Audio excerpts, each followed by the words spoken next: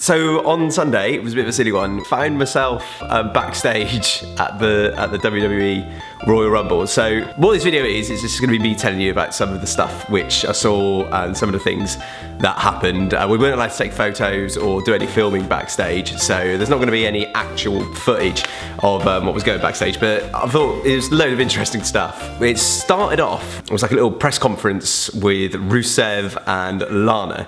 So Rusev basically told us about how he was going to win the Rumble and how he wanted to face Brock Lesnar at WrestleMania, and that he wanted to come out early so he could have Roman Reigns on his own so he could throw them out. Now, some of that stuff happened. Yeah, it's Rusev! It's our mate! But it didn't go overly too well to Rusev. Oh no, Rusev's out already! He's out already! Because he was the first one out.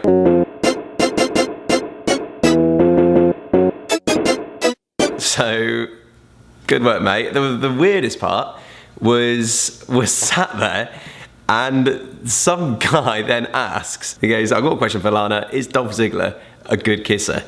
Really? Yeah. If you want Rusev to beat you up. I mean, is this yours? Can I just pass it to you real quick? No, he's not. Okay. Her boyfriend's there, and I thought Rusev, like, if Rusev had dived over that table and just had him in the accolade, I would have just been like, yeah, you know what, you're totally within your rights. Why would you ask? Why would you ask that? So Rusev and Lana, they were pretty cool. We chatted them to a bit afterwards. Really nice guys. So after that, I thought that was going to be it. But then we were asked if we wanted to get some food from catering. That's going into like the inner circle. That's not where everybody is allowed to go. So we went into the same catering where all the wrestlers were, all of the NXT roster were backstage. So when I first came in, I just saw Big Cass, and I was like, oh, maybe that means Cass and Enzo are going to be like surprises in the Rumble. But it just looks like, I think all of NXT were backstage. They all sort of had their own little tables, like Jordan and Gable were like sat together with the Vaudevillains, and Zack Ryder and Emma were there with Mojo.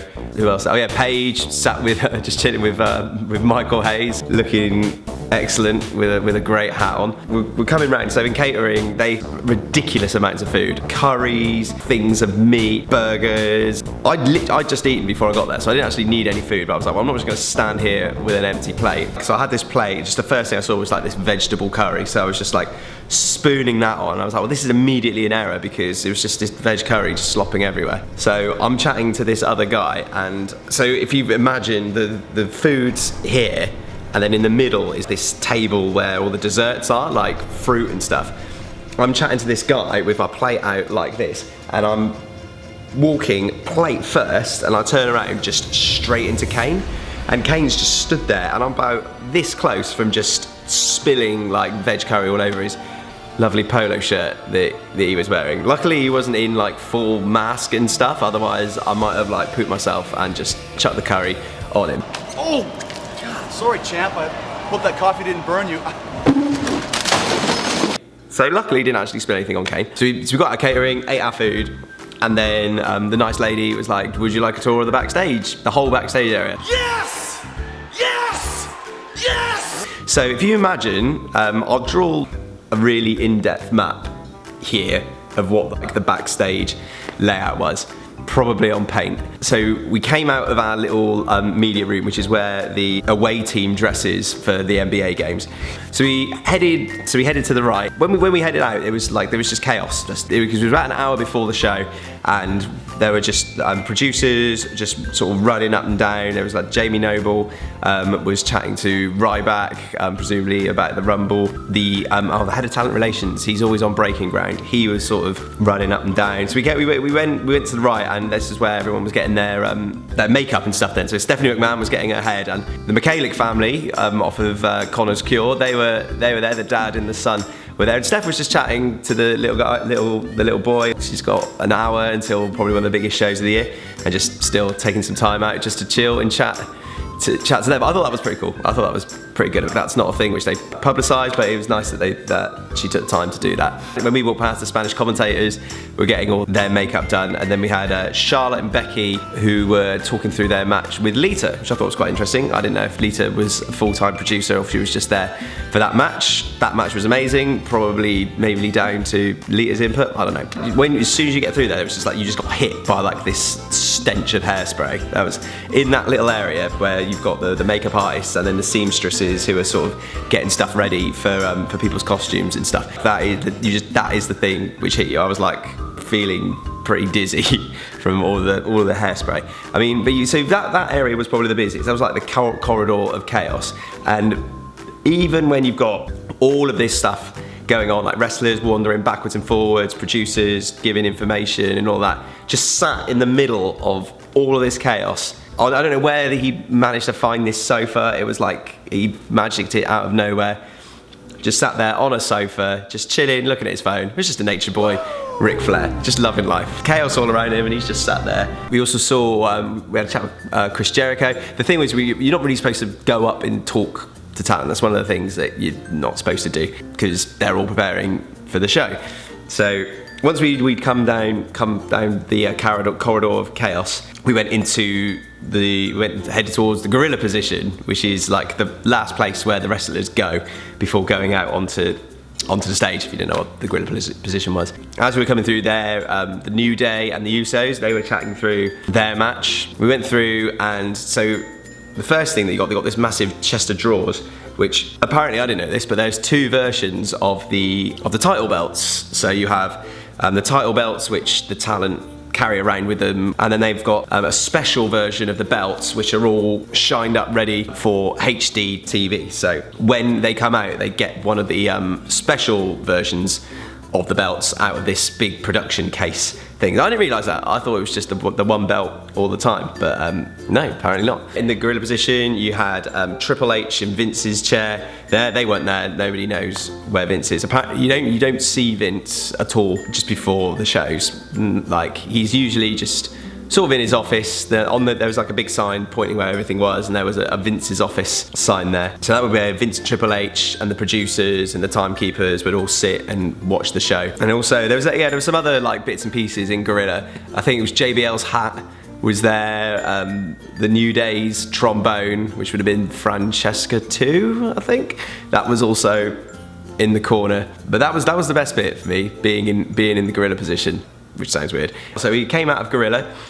We also then saw William Regal and Robbie Brookside, who were basically the two who stopped and said hello to us, because they're very British.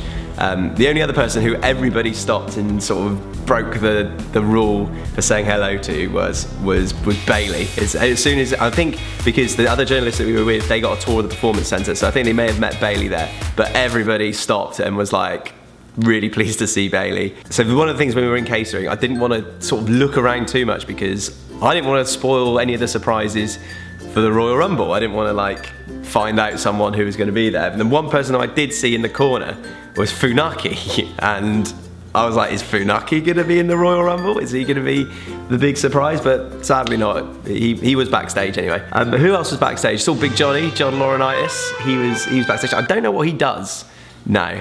Also, Cesaro arrived pretty much the same time I did, with his arm in the cast. I think it must have been like a while since he's been backstage, because everybody was acting like they hadn't seen him for a while. I mean, of course, obviously that's probably because he's injured. You're not going to go to the shows all the time. But everyone was like, "Oh, Claudio," and really happy to see him. Also, when we were backstage, we saw on the monitor again. We've not wanted to spoil anything for myself. I think it was Brock and a few others. They were in the ring, I think, going through something for the Rumble match. Again, I didn't want to look too closely, just in case we spoil anything for ourselves. I think it's just the general vibe, there was a ridiculously amazing buzz just about being behind that. Like, everybody, you could tell, was just like maximum focus, maximum working hard, and I think you don't realise just how many moving parts there are. But just all of that stuff to go into one show, and that's just when we were there. Like, that's not taken into account setting up the stage, setting up the set, and all of those other things, which would then have to go up that day and would all be taken down the same evening to go up the road to Tampa for Raw the next night. I think that was the thing which got me. It's like you watch it on the telly, but I think you don't realise until you're there in the hub of it and seeing all of these people swarming around trying to get stuff ready. That you're like, actually, this stuff isn't thrown together. Like when you sometimes you find yourself, you're ratting on the WWE for stuff not being right or storylines being a little bit off and whatever, but I think it's crazy once you're there, you like realise like actually there's a lot of stuff that you need to get right here, and you can't just sort of change things on a whim. That was pretty much it. It was ridiculous. Also got this gave me this t-shirt, which is mahoosive. Also as well, here's the backstage pass thing you get, which I wanted to keep nice, but I accidentally stood on it when I got home. But yeah, that's pretty much it. Give it a like if you found stuff interesting. If you've got any other questions, which I didn't answer, if you've got any questions about things that you wondered what was going on backstage, which I might be able to answer, pop them in the comments. And make sure you subscribe. We're doing more WWE stuff as well. Also as well, we'll be doing some of the live reactions from the Royal Rumble and also the Rusev and Lana interviews on my breakfast show on Fun Kids. So make sure you go and check that out as well. See you later, bye! In every level that he has competed, he has won.